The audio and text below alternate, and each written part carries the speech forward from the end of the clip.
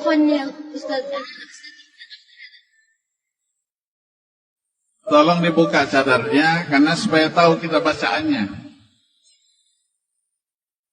Sudah dibuat aturan secara nasional. Kalau tidak mau buka langsung didiskualifikasi. Tidak ada bila benar? Tidak lah. Nizam, ada nizam.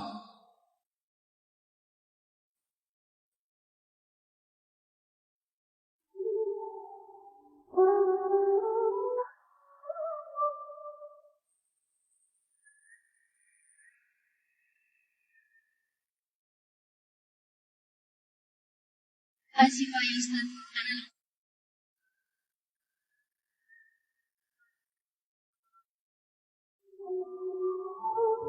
اللقات فوق الرقاب Asif ya Ustaz.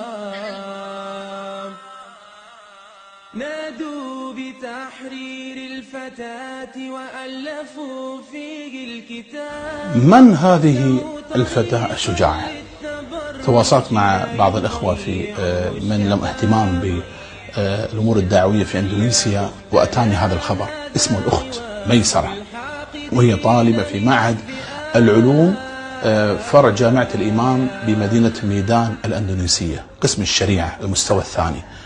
وللعلم كانت الجائزة الكبرى في هذه المسابقة بقيمة 30 مليون روبية أندونيسية، يعني ما يعادل 10,000 ريال سعودي. سبحان الله، هذا الموقف وهذا المقطع في يوم واحد انتشر انتشار غريب عجيب، وغارت الأمة لغيرتها. وهكذا هي أمة الإسلام، تنام لكن لا تموت. سبحان الله، هذه الفتاة منذ الآن صار الحدث له أسبوع، إلى الآن لا تستطيع إيقاف اتصالات الناس عليها، إلى درجة أن أغلقت هاتفها. الكل يريد دعمها وتأييدها، ولجنة المسابقة اعتذرت عن هذا الذي حدث معها. أصلا حتى المتابعين يقولون إيش لجنة التحكيم اللي يعني تجبر الفتاة بكشف الوجه؟ تأكدوا من شخصيتها في لجنة نسائية وتكشفها وخلاص. سبحان الله، أتتها الهدايا أضعاف مضاعفة عن الجائزة الكبرى. يعني لو هي فازت يمكن تفوز يمكن ما تفوز، لكن الجائزة الكبرى 10,000 ريال أتتها مبالغ أكثر من ذلك. فلله الأمر من قبل ومن بعد. الرزاق هو الله، المتصرف في الكون هو الله، هو الحكيم العليم. وهذا درس عقدي في اليقين بما عند الله.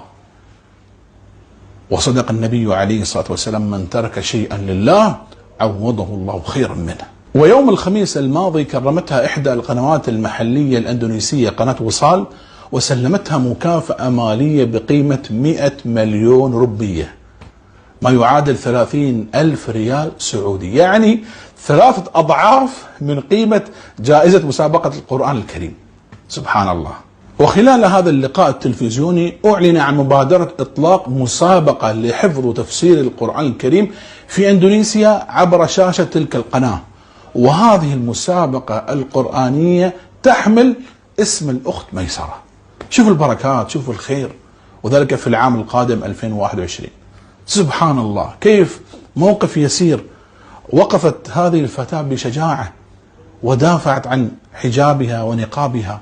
شوف كيف الأثر، أتاها الرزق. واليوم نحن وين نتكلم عن، والله لو فازت وخرجت بالمسابقة الجائزة الأولى ما حد درى عنها خارج إندونيسيا، والآن الناس تتحدث عنها. فهنيئا لهذه الأخت والفتاة، وهنيئا لمن رباها، وهنيئا لكل من تحرك قلبه غيرة لدين الله، وهنيئا لكل من واساها بماله أو دعائه أو كلمته. وهذه رسالة إلى كل فتاة غير محجبة: إلى متى؟ وعندما تطالب بعض الأخوات بالحجاب تقول: ادعوا لي ادعوا لي، ثم هي لا تحرك ساكنا، ما في عزيمة، ما في هم. لماذا هذه الفتاة الأعجمية من إندونيسيا تكون أفضل منك وأنت تتلين القرآن وتفهمين المعاني؟ لماذا هذه ما في يأتيك تساؤل في قلبك وعقلك؟ لماذا هذه متمسكة بدينها أكثر منك؟ لماذا هي مستعدة أن تضحي من أجل دينها وحجابها وأنت سافرة من غير حجاب. لماذا ولماذا ولماذا؟ أختي الفاضلة، أختي الفاضلة، أما آن لك أن تلبس الحجاب.